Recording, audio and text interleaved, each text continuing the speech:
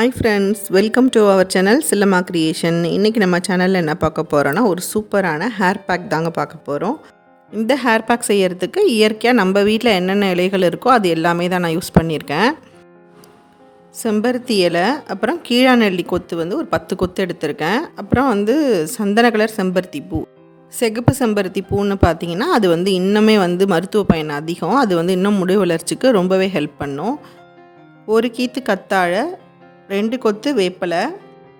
கத்தாழையில் உள்ள ஜெல்லை நான் கொஞ்சம் எடுத்து வச்சுருக்கேன். மிச்சம் உள்ள ஜெல்லையும் கொஞ்சம் கொஞ்சமாக எடுத்துக்கலாம்.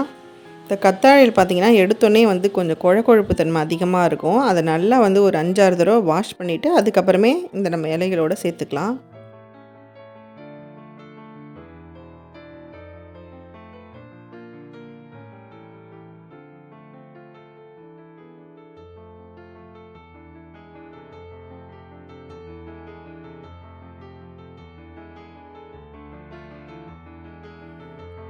ஜெல் எல்லாமே எடுத்தாச்சு. இதை நல்லா வாஷ் பண்ணி எடுத்து வச்சுருக்கேன். இப்போ இலை, பூ இது எல்லாத்தையுமே நல்லா இந்த மாதிரி தண்ணியில் வாஷ் பண்ணி எடுத்துக்கலாம். எடுத்து இப்போ இதை ஒரு மிக்ஸி ஜாரில் ஆட் பண்ணிக்கலாம்.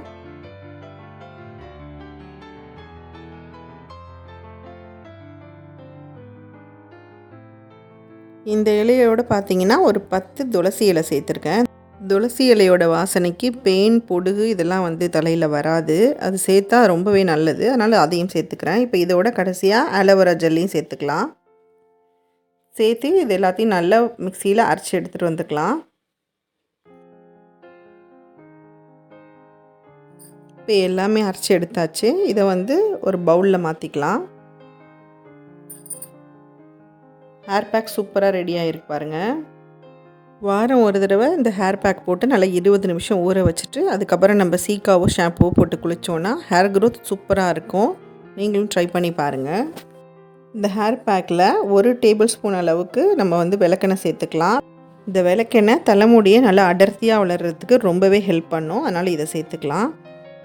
விளக்கெண்ணெய்க்கு பதிலாக தேங்காய் எண்ணெயும் ஆட் பண்ணிக்கலாம், நல்லெண்ணெய் ஆட் பண்ணிக்கலாம், அதே மாதிரி பாதாம் எண்ணெயும் ஆட் பண்ணிக்கலாம். இப்போ இந்த எண்ணெயை மிக்ஸ் பண்ணிவிட்டு நல்லா ஹேர் பேக்கோடு நல்லா கலந்து விட்டுக்கலாம். இந்த மாதிரி நல்லா கலந்து விட்டுக்கிட்டு தலையில் நல்லா அப்ளை பண்ணிக்கலாம். ஒரு 20லேருந்து 25 நிமிஷம் ஊற வச்சா போதும். ஒரு சில பேருக்கு குளிர்ச்சி ஆகாது. ஏன்னா இது எல்லாமே குளுமையான பொருள்ன்றதுனால அவ்வளோ 1 ஹவர் கிட்டலாம் ஊற வைக்க வேண்டாம். 20 நிமிஷம் ஊற வச்சாலே போதும். இங்கே எப்போதும் போல் சீயக்காய் இல்லைனா ஷாம்பு போட்டு வாஷ் பண்ணிக்கலாம். முடி கருங்கருன்னு அடர்த்தியாக வளரணும்னு நினைக்கிறவங்க கண்டிப்பாக இந்த ஹேர் பேக்கை மிஸ் பண்ணாதீங்க. கண்டிப்பாக போட்டு பாருங்கள். இந்த வீடியோ பிடிச்சிருந்ததுன்னா லைக் பண்ணுங்கள், ஷேர் பண்ணுங்கள், கமெண்ட் பண்ணுங்கள். சில்லம்மா கிரியேஷன் சேனலை சப்ஸ்கிரைப் பண்ண மறந்துடாதீங்க. தேங்க்ஸ் ஃபார் வாட்சிங்.